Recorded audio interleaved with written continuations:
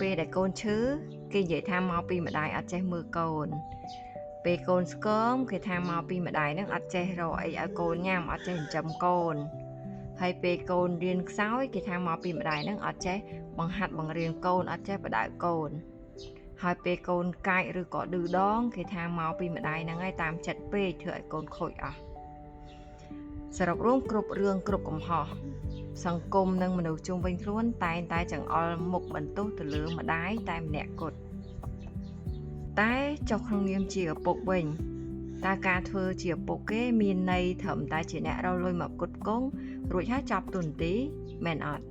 ហើយតើការអប់រំនិងការមើលថែកូនវាជាកាតព្វកិច្ចផ្ដាច់មុខរបស់ម្ដាយមែនទេពេលខ្លះពេលកូនល្អគេថាពូជឪពុកវាហើយពេលកូនមានចន្លោះប្រហោងមកចាក់ទម្លាក់ទៅលើម្ដាយទាំងអស់ម្ដាយគាត់ក៏ជាមនុស្សដែរគាត់មិនមែនមនុស្សយន្តទេហើយគាត់ក៏ចេះហត់គាត់ក៏ចេះភ័យហើយគាត់ក៏ជាមនុស្សដែលតានតឹងចិត្តខ្លាំងជាងគេនៅពេលដែលកូនគាត់មានបញ្ហាអ្វីដែលគាត់ត្រូវការបំផុតគឺមិនមែនជាពាក្យបន្ទោសពីស្វាមីឬក៏សាច់ញាតិនោះទេ